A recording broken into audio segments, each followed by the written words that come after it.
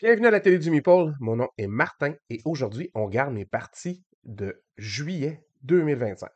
Alors, c'est une formule estivale. J'essaie de faire une formule écourtée.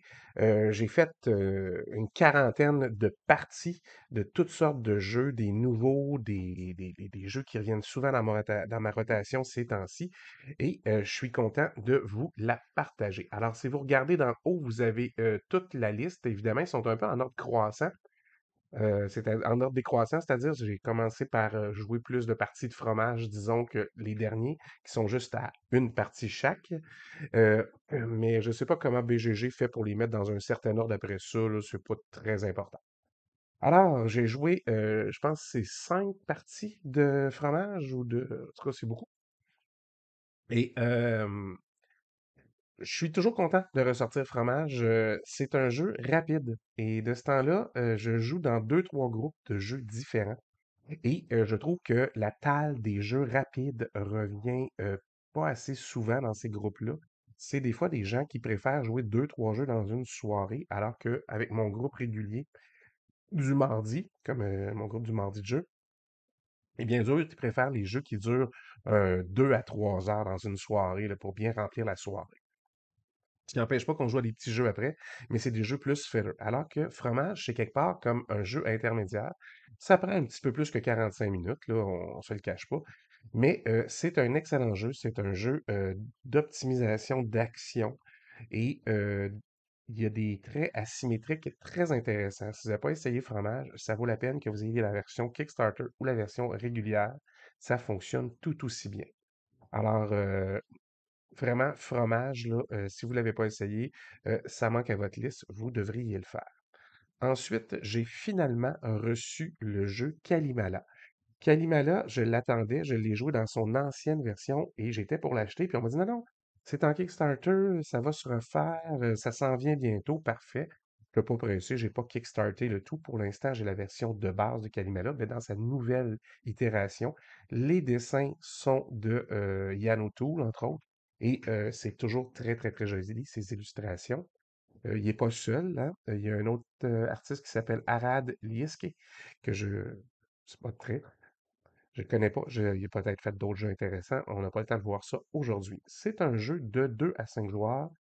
Si vous voulez le jouer avec les règles de base, c'est 3 à 5. Il y a des règles particulières pour jouer à 2 joueurs, mais ça reste que c'est un excellent jeu qui est un jeu de majorité, mais il faut faire attention parce que aussitôt qu'il y a un certain nombre de jetons sur une pile, ça déclenche un scoring, puis le prochain, puis le prochain, puis le prochain, puis le prochain. Et ça peut rapidement, dans le tour d'une personne, ça déclenche un scoring, l'autre d'après pas, mais le troisième joueur, oui, déclenche un autre, vous allez en déclencher un autre. Alors, ça peut être très rapide. Il dit 75 minutes, c'est à peu près ça. Moi, je l'ai joué à 3 joueurs dernièrement. Et c'est une très belle configuration à 3 joueurs, mais je me rappelle l'avoir joué à 5 et d'avoir trouvé que c'était très intéressant aussi à 5 joueurs. Et c'était pas tellement plus long, là. Ça rajoute quelques minutes à peine. Et c'est un design de Fabio Lupiano. Je suis pas un grand fan en général de ces jeux, mais il y en a deux que j'aime beaucoup. Kalimala, puis l'autre, c'est Ragusa, qui est dans une tablette à l'autre bout là-bas. Ragusa, j'avais bien aimé aussi parce que c'est une façon très différente. C'était des mécaniques de jeu assez qu'on voit pas régulièrement, puis sans que ça révolutionne le monde du jeu, c'est très, très bien fait. Alors, Kalimala, si vous n'avez pas joué, c'est un bon choix aussi. J'ai reçu de chez Elo Game par Elo Everdell Duo. J'ai fait 3 parties d'Everdell Duo et c'est un excellent feeling. C'est beaucoup plus rapide. Ils disent 30 minutes, 30-45, ça dépend des joueurs, là. Mais vous avez le feeling d'Everdell avec les belles illustrations d'Everdell, mais dans un temps record. Vraiment, là, vous ne pourrez pas jouer à Everdell rapidement de même, surtout avec la mise en place d'Everdell ordinaire. Là, vous avez quelques paquets, quelques tuiles, c'est prêt. Vous êtes parti, vous jouez, et c'est très snappy.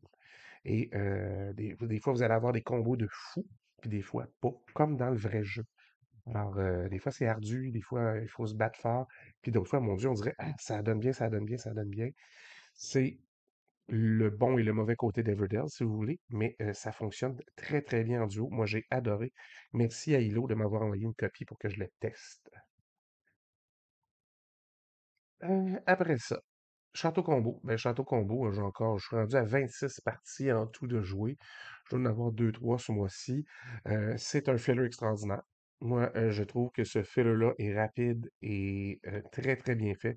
Les images sont super drôles. Il y a des petits trucs cachés, des Easter eggs dans le jeu. Ça vaut vraiment la peine. Puis de vous attarder au nom des personnages. Le nom des personnages en dit énormément et vous allez avoir des petits fous rires une fois de temps en temps. Alors, un excellent City of Iron. J'ai joué deux parties ce mois-ci, si ma mémoire est bonne. Oui, deux parties de City of Iron. Ou une ce mois-ci, puis l'autre le mois d'avant, mais c'est tout près si c'est pas deux ce mois-ci. Euh, c'est un vieux jeu de Ryan Lockett qui fait tout, hein, qui fait le design, qui fait les dessins. Puis moi, c'est un jeu que j'apprécie énormément. Il a fait d'excellents jeux. Moi, j'aime bien la série Above and Below, Near and Far. Puis j'ai joué il n'y a pas si longtemps ça, ce printemps, aussi à Now or Never. Trois bons jeux que j'ai joués dans leur version de base. J'ai pas fait les versions avec des extensions ou des extensions, des façons de jouer comme en campagne, si vous voulez, que vos personnages progressent, là. Je suis pas tellement ce type de joueur-là. J'aime bien quand il y a un peu de narratif, puis que c'est vraiment, vous jouez votre partie, puis après ça, c'est fini. Vous aurez un autre narratif la prochaine fois, vous ferez des choses différentes, des choix différents. D'habitude, c'est ce que je préfère. Mais City of Iron, c'est comme un double deck building, mais vous avez énormément de contrôle. Il n'y a pas de hasard parce que vous allez acheter, vous avez tous un paquet de cartes. Vous allez acheter les cartes que vous voulez dedans. Je sais pas si c'est des images, des cartes, images. Ouais, vous avez toutes sortes de cartes comme ça ici qui ont des pouvoirs, qui ont un coût en bas, qui ont des pouvoirs en haut que vous pouvez utiliser et qui ont aussi euh, des habilités pour construire, pour se défendre ou pour conquérir ou pour explorer. Alors, il y a énormément de choses à faire dans City of Iron.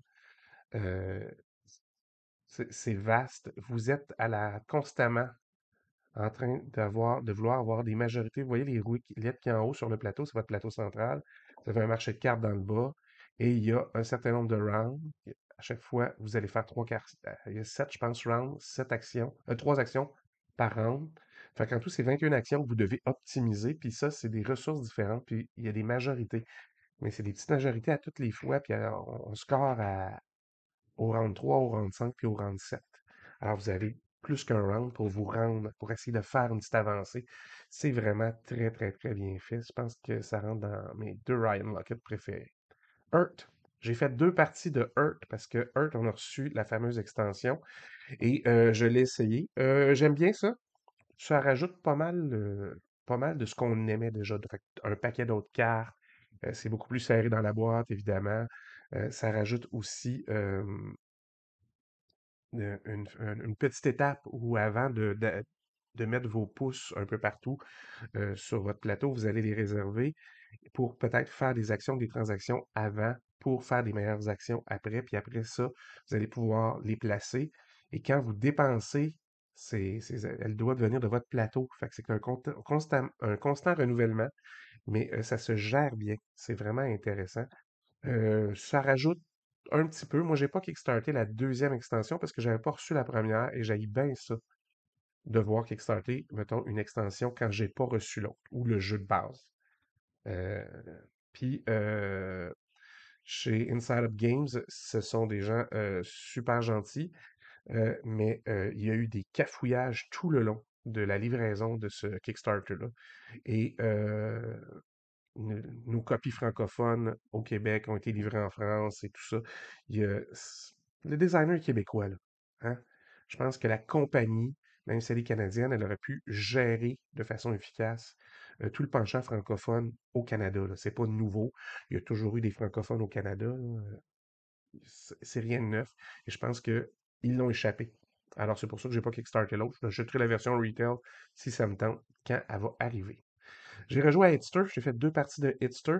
D'ordinaire, je performe assez bien à Hitster. On aime ça, jouer à ça, c'est rapide, c'est plus que 30 minutes, là, surtout si vous jouez des fois on joue à 6-7, là, c'est beaucoup plus que 30 minutes. Là. Mais on a toujours beaucoup de plaisir et cette fois-ci, j'ai joué avec Marie. avec une petite game à deux, mais je me suis fait avoir. Je pense que c'est plus facile pour moi de gagner quand il y a plusieurs autres personnes parce que je peux challenger leur placement de cartes. Puis j'aime le résultat, c'est intéressant, c'est toujours le fun.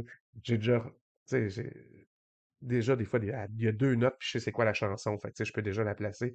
Puis tu sais, j'ai un vaste répertoire musical là, au niveau de l'écoute qui va du classique en passant par le jazz, puis le rock, puis le blues, puis toutes ces affaires-là, la musique francophone kitsch. Alors, j'aime bien ça jouer à dessus une fois de temps en temps, mais là, ça a été très pénible. Très, très, très pénible. Ah, la Kuna. Marie m'a fait jouer à la Kuna, une amie avec qui je joue beaucoup. Euh, c'est un petit jeu super rapide. Alors, ils disent 10 à 15 minutes et c'est très vrai. Euh, Ça se joue rapidement. C'est très joli. Et le plateau, c'est une espèce de tissu de soie que vous allez mettre et vous brassez les petits jetons, vous les secouez un peu partout, puis ça sort à peu près n'importe comment, puis c'est comme ça que vous jouez. La mise en place est super drôle, puis ça se fait très bien. On a joué deux parties, une back-à-back. C'est un 6, fait que c'est un jeu OK. Will play if in the mood. Fait que oui, je vais rejouer si ça me tente. Mais c'est pas un jeu à un 6 que j'achèterais. Un du 7 et plus, souvent pour que je les achète. Il me reste quelques jeux dans ma collection que c'est des 6 là. Mais c'est plus au niveau de nostalgie des fois que je garde d'autres choses. Ah oui, Vintage. Je suis un Stone My Champion, fait que je l'ai eu rapidement. Et j'ai fait deux parties déjà de Vintage. Une qu'on a fait en dedans de 2 heures. Ça dure 1 heure et demie, 1 heure 40. L'autre qui a été longue, ça a été plus de 3 heures. On était trois les deux fois, pas le même groupe de personnes, mais vous avez intérêt à, à vous mettre dans la tête que vous devez rapidement développer votre personnage. Développement aller vers son potentiel parce que plus vous aurez de cartes puis pour vous aider à gérer le hasard des dés, mieux ce sera. Alors, seul petit commentaire que je ferai sur Vintage pour pas vous spoiler rien, c'est vraiment de vous assurer que vous développiez votre personnage. Ça va vous aider. Il y a une partie, la deuxième que j'ai jouée, j'ai pas eu assez rapidement de cartes et je pouvais difficilement aider beaucoup les autres. Alors, ça vaut la peine d'avoir d'autres cartes pour gérer le placement des dés. Vous réussissez toujours votre action, mais plus vous avez d'endroits pour placer des dés différents, plus vous allez pouvoir progresser dans le jeu et gérer cet afflux de dés-là qui des fois pour des grosses actions, ben, vous demande de placer, de lancer beaucoup de dés. Et si vous avez des lancers qui sont pas très heureux, ben, vous devez gérer ce que vous lancez. Alors, c'est vraiment bien fait. Il y a énormément de questions. Vous voyez là, sur mon écran, ici, c'est écrit 77 parce que là, je suis les questions qu'il y a sur Vantage, sur BGG. Je me suis abonné. Et les gens posent des questions qui sont 9 fois sur 10 écrites dans le livre. Des insécurités, des affaires qu'ils n'ont pas trouvées sur le moment dans le jeu. Mais puis il y a quelques erreurs dans le jeu, là, mais il y a un jeu, il y a des il y a 1400 cartes, je pense, dans le jeu. 1600, je sais plus. Il va y avoir des erreurs. Allez sur la page de Stone Stonemaier Game, il y a une petite feuille. Si jamais vous avez juste à surligner les numéros de cartes, quand vous prenez une nouvelle carte, il faut juste regarder si elle est dedans, puis si elle est dedans, pour garder la correction. Il nous a promis probablement de faire imprimer après un certain temps un lot de cartes à corriger. Mais il y a plein d'affaires que vous pouvez changer directement l'information dans les petits livres. Et il y a maintenant une application. Il y a quelqu'un qui a fait une application, qui est une petite application que vous pouvez utiliser hors ligne. Fonctionne super bien. Ça se met sur votre téléphone et vous allez pouvoir un petit compagnon, une application compagnon pour vous aider. Et les updates sont dedans. Alors, ce sera fait. Alors, moi, j'ai bien aimé Vintage. Je l'ai coté à 8. Puis, on se rappelle que 8, là, c'est very good, enjoy playing and would suggest it. Fait que moi, je me colle toujours sur les définitions de BGG. Alors, je pense que c'est un jeu qui maintenant est coté à 1565. Mais c'est un jeu qui va remonter aussitôt qu'il va devenir grand public. Les gens vont vouloir jouer davantage. J'ai rejoué à Apiary. Quand même rendu à 16 parties de ce jeu-là. En même temps que j'ai commandé les affaires chez Stone Stonemaier Game, je me suis fait venir des petites capsules. Vous irez voir sur ma page Facebook personnelle ou bien ma page Instagram, mon Insta l'atelier du Meeple. J'ai des photos pour les petites capsules d'hibernation des abeilles. En même temps, j'ai fait venir de nouveaux modèles qui, plutôt qu'être en carton. C'est des petits jetons en bois imprimés dessus, là. C'est super cute. Fait que j'étais bien content de ressortir Apiary. J'aime ça, ce jeu-là. Je gagne pas souvent, mais j'ai gagné la dernière fois. Mais je gagne pas souvent, mais j'aime toujours, toujours jouer à ça. J'ai rejoué une partie de Azul aussi. Parce que ma chum Florence aime beaucoup jouer à Azul, fait qu'une fois de temps en temps, on cherche un petit jeu rapide, puis avec elle, les fillers, Azul, c'est un de ses préférés. Puis sinon, si on veut jouer un petit peu plus long, tu sais, elle aime bien, voyons, la guilde des explorateurs marchands ou des marchands explorateurs, on sait plus. Ça aussi, elle aime bien ça aussi. Puis son jeu préféré, c'est les Châteaux de Bourgogne dans sa nouvelle version, et je suis d'accord avec elle, c'est la meilleure des versions. Après ça, j'ai essayé Captain Flip. Marie m'a fait jouer à Captain Flip. Ça faisait longtemps qu'elle voulait que je le laissais. C'est un push your luck. C'est pas quelque chose que j'apprécie tant que ça, le push your luck. Mais c'est sympathique parce qu'on place des tuiles, puis moi, placer des tuiles, j'aime ça. J'ai mis aussi, je l'ai coté à 6. Hein. Oh oui, si je suis dans le mood, je vais rejouer, mais c'est pas quelque chose que je vais me garocher pour aller chercher. C'est pas. J'aime mieux les fillers à combo ou les petits jeux de cartes que ça, mais c'est quand même très bien fait. Si vous aimez les push your luck, vous allez aimer Captain Flip. Après ça, j'ai finalement essayé Civolution. Oui, ça c'était pour la fête du Canada. On a joué à Civolution ici. Euh, je ne vais pas l'apprendre le soir parce que c'est 90 à 180 minutes. C'est très vrai. Plus il y a de monde, plus c'est long jouer à ça. Et on veut pas toujours apprendre ça à. Tu sais, on veut pas qu'il y ait trois nouveaux joueurs autour d'une table de quatre un soir de semaine. C'est trop long. Et quand tu es à 4.21, j'ai mis un 7. Je trouve pas que c'est le meilleur Stephen Feld. Tu sais, moi, comme je vous disais, là, j'aime beaucoup les châteaux de Bourgogne. J'aime beaucoup jouer à Bruges. Rialto, j'aime ça. Carpe Diem aussi. Fait que c'est des petits jeux que je préfère. Mais, c'est très bien fait. C'est très, très bien fait. Vous allez reconnaître une façon de gérer les dés qui ressemble un petit peu au château de Bourgogne. Puis, dans Civolution, il y a plein d'affaires à débloquer. Il y a beaucoup, beaucoup, vous avez beaucoup de choix là, dans vos actions. Fait que c'est vraiment très intéressant. Euh, fait que 7, hein, si je suis dans le mood, ça me fait plaisir de jouer, là, tu sais. Mais c'est un gros casse-tête. C'est un très, très gros casse-tête. J'ai rejoué à Creature Caravan. Fait que j'aime bien jouer à Creature Caravan. C'est mon deuxième Ryan Lockett préféré. Euh, les illustrations sont bonnes. C'est une espèce de petite course. Hein, c'est à tour fixe. Je pense qu'on a 12 ou 15 tours.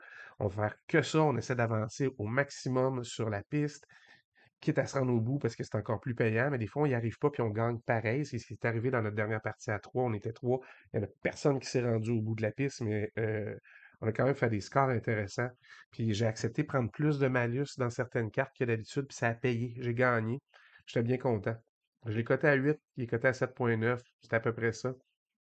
C'est un super bon jeu. Moi, j'aime beaucoup jouer à ça. C'est plus léger par contre. C'est pas complexe du tout. Marie m'a fait jouer à Cretaceous Rails, euh, qui est une espèce de placement d'ouvriers et de route building. Vous allez construire des routes. Alors, vous voyez, ça, c'est les trois chemins de couleur. Alors, il y a des. C'est comme si vous étiez dans Jurassic Park. Alors, vous avez des, des, des, des créatures à faire admirer à vos visiteurs. Vos rails doivent aller assez loin. Il y a des bonus. C'est un jeu euro. C'est sympathique. 7. Je le rejouerais. Oui, oui. Est-ce que j'ai trippé ma vie? Moi, c'est la thématique. Le jeu est super bien fait. La production est belle aussi. Mais je suis pas. Que voulez-vous? Je suis pas du tout. Moi, Jurassic Park, j'ai vu le premier, puis les autres, je les ai pas vus. Pas, ça me fascine pas du tout. Flip 7. Flip 7, c'est un jeu super facile. C'est un 6. Je vais jouer si je suis dans le mode parce que c'est un pusher. Vraiment, encore une fois, c'est pas une mécanique que j'affectionne particulièrement, mais c'est très drôle. Ça aussi, c'est très rapide. Je ne sais pas si je l'ai à l'école, mais je vais peut-être l'acheter pour mes élèves. Je suis sûr que sur l'heure du midi, ils apprécieraient ça. Euh, c'est c'est une course à deux, le premier qui a 200 points. Alors, c'est juste des cartes. Il y a 1, 2, 2, 3, 3 jusqu'à 13, je pense. Puis vous faites juste décider si vous prenez une prochaine carte. Si du moment où vous en avez deux de la même valeur, ben vous bustez. Il y a toutes sortes de façons d'en faire piger aux autres, ou de les piger soi-même, ou d'arrêter. Puis si vous arrêtez, ben vous additionnez les cartes que vous avez devant vous, puis vous faites les points de tout ce que vous avez devant vous. Ben, les autres vont jouer jusqu'à temps qu'ils arrêtent ou qu'ils bustent. Puis si vous bustez, ben ça marche pas. Vous faites pas de points. Fait que c'est très, très, très sympathique, là. C'était rigolo. De gang, j'ai rejoué à De gang. On a fait deux parties, ou une, je sais plus. Je suis à quatre maintenant. C'est comme jouer au poker en coop. Mais c'est pareil comme au poker. Je suis pas bon pour calculer les probabilités. Fait que souvent, j'en pâtis un petit peu dans ces jeux-là. Fait que, mais c'est super bien fait pour amener le poker. The Hanging Gardens. The Hanging Gardens, c'est un petit filler que j'ai acheté quand je me suis rendu compte que Grégory Girard, c'est le gars qui a travaillé sur Château Combo. Et j'ai retrouvé un peu, vous allez devoir construire des jardins. Les jardins ressemblent comme ça à une pyramide que vous allez faire. Et vous avez un marché de cartes qui ressemble à ça, dans lequel vous allez. Alors, vous mettez vos jardiniers dans le bas, vous achetez une des cartes, puis vous construisez votre jardin. Puis il y a toutes sortes d'objectifs, de façons d'améliorer. Puis ça ressemble à un château combo au fait que vous avez plein d'affaires que vous pouvez faire pour faire plus de points. Puis les trucs combattent entre elles, fait que c'est intéressant. Et ça vaut la peine, moi, de Hanging Gardens. J'ai aimé ça et je le traîne comme un feather, là. C'est vraiment. J'ai rejoué à House of Fado. Franchement, tous les gros joueurs à qui je leur montre trouvent toujours que ça finit trop vite, mais c'est ça l'idée. L'idée, c'est de rejouer à The Gallerist, mais dans un temps record et avec une super belle thématique. Les dessins, là, Marina Costa qui a fait les dessins, c'est magnifique, c'est beau, beau, beau ce jeu-là, là. Puis vous mettez de la musique fado, puis ça vous met dans l'ambiance. Ça vaut vraiment la peine. J'ai coté un 9, il est à 7,7, mais j'aime vraiment ça. J'ai finalement joué aux Inventaires du Tigre du Sud, entre autres grâce à Guillaume et Étienne, qui étaient venus jouer à la maison. Et les autres, ils sont beaucoup dans les jeux de Garfield Games ces temps-ci. Puis ils m'ont dit: Ah, tu l'as joué? Je dis non, ben on va te le montrer. Fait qu'on a joué. C'est un 4,39. J'ai pas tout catché le soir même en jouant.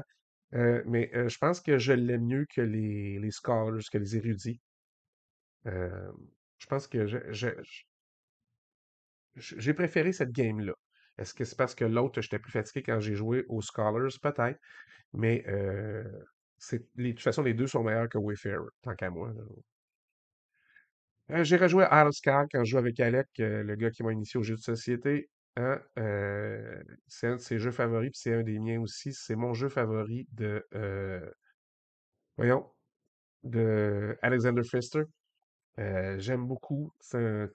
Des enchères, des tuiles, on développe son domaine, on essaie de faire des combos. Le système de scoring est intéressant, vraiment à l'Oscar, c'est bien. J'ai joué une deuxième fois à Mannefer avec Guillaume et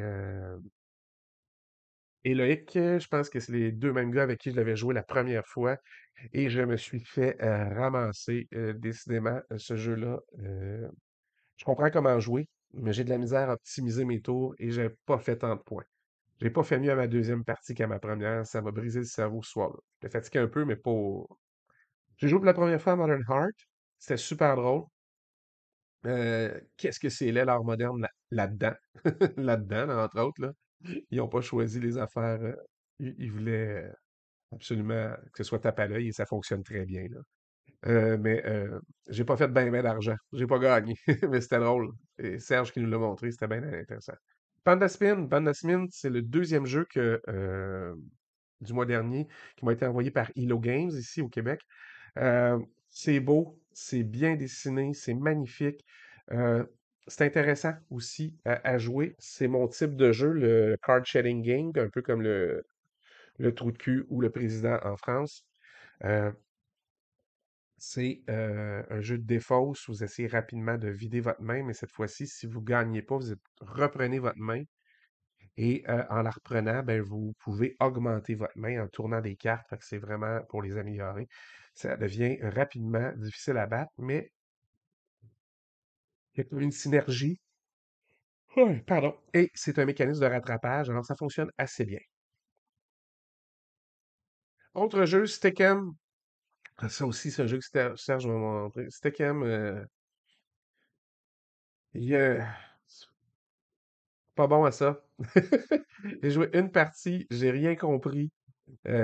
C'est un jeu de levée où on peut couper. Et là, qu'est-ce qui devient l'atout, qu'est-ce qui l'est plus? Moi, j'ai de la misère à suivre ces affaires-là. Il faut que ce soit plus simple que ça, là. Vous me demanderez pas de jouer au bridge ou au tarot, jamais. J'ai essayé le tarot une fois, puis je veux pas rejouer, ça me tente pas. J'ai pas aimé ça. Mais pour ceux qui aiment ça, tant mieux. C'est un vieux jeu, mais puis je pense qu'il fonctionne bien pour ceux qui comprennent. Moi, pas le cerveau fait pour ça. Tirnanog. Tirnanog, c'est dans la même veine que les jardins suspendus. C'est-à-dire que vous allez récupérer des cartes, puis vous allez faire un tableau de cartes, puis vous essayez de faire toutes sortes de points de façon différente selon des commandes précises qui sont données. C'est cute, cute, cute. Les dessins sont beaux, beaux, beaux. C'est juste que la thématique, bon, c'est pas un jeu thématique, là, tu sais, mais il est beau. Il est super beau, il est pas difficile à apprendre, ça se joue bien. Mais puis c'est rapide, là. C'est 30 à 45 minutes, c'est très, très, très legit au niveau du temps. Puis, mais j'aime bien, moi, c'est ça, le genre de jeu de placement d'affaires qui font le bot, puis qui font des points qu'on essaie de faire. Il y a un puzzle spatial à essayer de mettre des choses ensemble. Ça, moi, j'adore tout le temps, autant que j'aime ça dans Harmonie ou Cascadia. J'essaie de le faire là-dedans. C'est un puzzle qui m'intéresse et ça fonctionne bien. J'ai rejoué. Ah oui, on a fait une partie à 5 de viticulture Toscanie. Et ça a été toute une partie. J'ai gagné par un point. Et j'ai fait des points, une dizaine de points au début en offrant des choses aux autres. Alors, soit je leur offrais un rabais, puis s'ils le prenaient, je faisais des points, ou j'étais une espèce d'escroc. En tout cas, c'était super bizarre. Euh, j'ai fini par faire des points autrement, puis vendre, mais j'avais de la difficulté. Si j'avais eu des commandes de vin qui étaient plus intéressantes, j'aurais eu moins de difficultés à garder mon avance, mais j'ai eu énormément de difficultés. Et c'est vraiment sur les derniers points que j'ai réussi à dépasser Stéphane. Fait que un autre gars avec qui je joue souvent, c'est vraiment, ça a été très difficile et c'est vraiment par un point que j'ai gagné. C'était épique. Et et c'est là que, voyons, Jamie Stegmaier commençait à suivre ma chaîne sur Instagram. Alors, je suis assez content. Ça a eu de l'effet. Et j'ai rejoué à Windmill Valley. Pourquoi? Ben parce que c'est mon jeu préféré de l'année dernière. Et j'ai reçu les nouvelles, vous irez voir sur mon Instagram aussi. Dans ce jeu-là, ici, vous voyez, ce sont les différentes tulipes que vous pouvez planter. Puis je les ai reçues en bois, en 3 dimensions. Alors maintenant, quand je joue, ben, j'ai des petites tulipes qui sont en 3D et c'est très, très, très joli. Alors, quand même, un gros mois de gaming, tout ça. Alors, si on regarde, ça fait énormément de jeux de jouer. Puis, je suis très, très, très, très, très content de mon mois ludique. J'ai eu beaucoup de plaisir. J'espère que vous en avez eu autant. Alors, dites-moi, qu'est-ce que vous avez découvert, vous, ce mois-ci? Moi, j'en ai découvert beaucoup, puis j'en ai reçu d'autres, fait que je vais en découvrir plein d'autres. Mais chez vous, qu'est-ce qui vous a marqué le plus? Avez-vous reçu Vantage? Avez-vous essayé Everdale Duo? Étiez-vous déjà un fan de Kalimala? Dites-moi, ça m'intéresse. En attendant, nous autres, on se revoit la prochaine fois. Amusez-vous.